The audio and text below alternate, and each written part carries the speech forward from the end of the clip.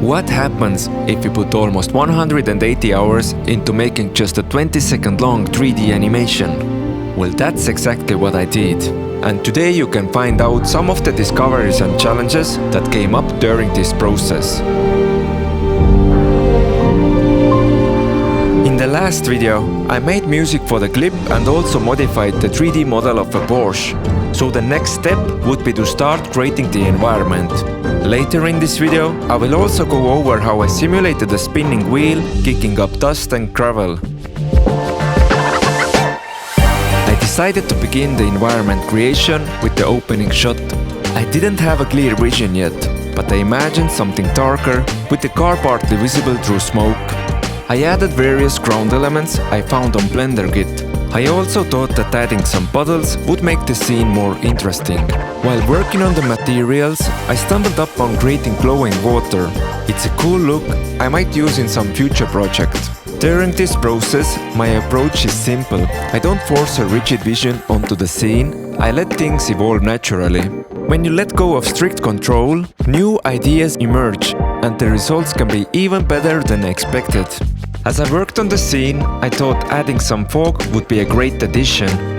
Knowing how much extra render time volumetrics can add, I started using planes and noise textures to create a misty look without slowing down the render.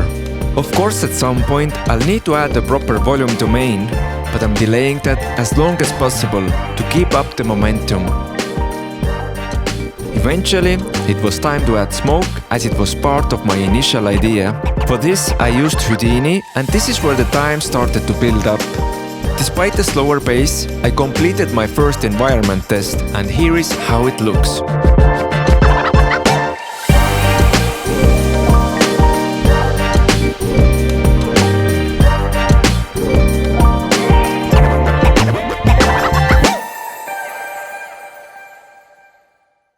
Right now I'm thinking about what to do, because making smoke takes a lot of time. You will see the result, let's say, waiting for half an hour, and it builds up quite quickly. So, we need a better approach. Instead of spending time and waiting for smoke simulations right now, I'll focus on completing everything else for the intro. Later, I can decide if fog or smoke would enhance specific parts of the beginning of the clip and add them accordingly. I decided to try a different start, one with a clean backdrop, like a studio shot, against a black background. From there, the plan is to create vibrant transitions between close-ups and wide shots, syncing with the music. These movements should feel like they're filmed with a robotic arm, because my goal is to avoid anything overly unrealistic. Everything I create in 3D should feel achievable in real life. This adds to the believability that we're still grounded in the real world. While working on this shot, I'm reusing a smoke I created earlier. All I'm doing is duplicating, rotating and scaling it to give the impression of a much larger smoke area. This saves me time while still delivering the effect I need. Today is day number 10 and we're about 30 hours in. So this is what we got right now.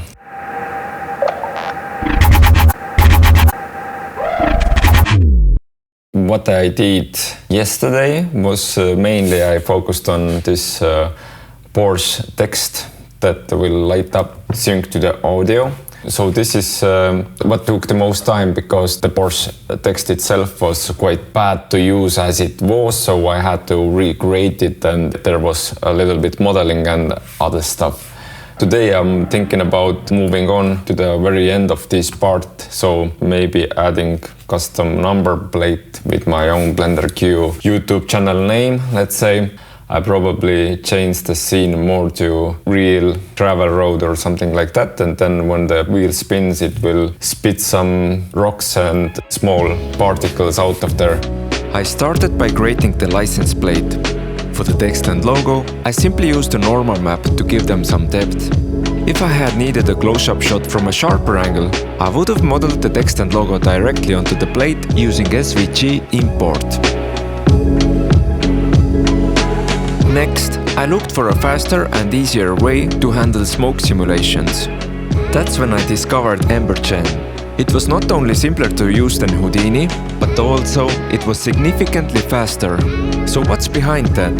EmberGen utilizes GPU, unlike Houdini, which likely relies on a single CPU core for calculations. Also, the UI is modern and less cluttered. This meant simulations that could have taken up to 30 minutes were now in real time. Even at ultra-high resolutions, the wait time was just a few minutes. If you're into smoke, fire or particle simulations, I'd highly recommend giving EmberGen a try. Now, let's move on to the main challenge, the car breakaway scene. This shot was quite tricky, because I wanted dust and gravel to shoot off dramatically, while time itself slowed down. One approach could have been rendering a slow motion clip at 1000 frames per second and adjusting the timing part later. But that would have meant rendering 800 frames, about 7 days of render time. Since I also planned for multiple iterations, this option was off the table. Instead, I had to integrate the slowdown to the animation itself. This reduced planned render time from 7 days to just 5 hours, but setting up the scene was more complex. I started by animating the wheel rotation. This became the baseline for calculating the slowdown of everything else in the scene.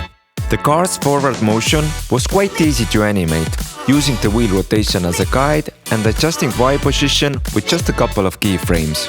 So here are the graphs. The wheel rotation is shown in red and the car movement is shown in green. But things got more challenging with upcoming elements. Next in line was the gravel flying out from under the tires. To make this realistic, I used Blender's rigid body physics to simulate the movement of small stones in the gravel. Creating each one individually would have taken too much time, so I wrote a script with ChatGPT that added physics for about 200 small stones. It used emitter object for initial location, pretty much like a particle simulation. The script picked random stone from collection, assigned initial movement through keyframes, and then activated the physics simulation. Once the physics were baked for all stones, I converted these movements into keyframes. Then I used a spreadsheet to calculate how much to move each keyframe to create the gradual slowdown effect based on the wheel's timing. To add more detail, I initially used Blender's native particle system. I selected every 10th stone and enabled particles emission. These gave the scene an impressive visual touch, forming beautiful particle trails. But later, when I made smoke with EmberGen, I also created new particles there, so they would have a similar look to each other. I also made smoke for the background, adjusted the timing, and here is the result. In the next video, I'll be working on an exciting scene where the Porsche accelerates over several hundred meters through an industrial port area. To add realism, I'll explore what would be the best method for creating accurate vehicle dynamics. Here's a quick preview of the clip, highlighting what we've achieved so far and giving you a sneak peek at what's coming in the future videos. But before that, if you enjoyed the content so far, don't forget to like the video and subscribe. Also check out the BlenderQ add-on. Thanks for watching, and here is the clip.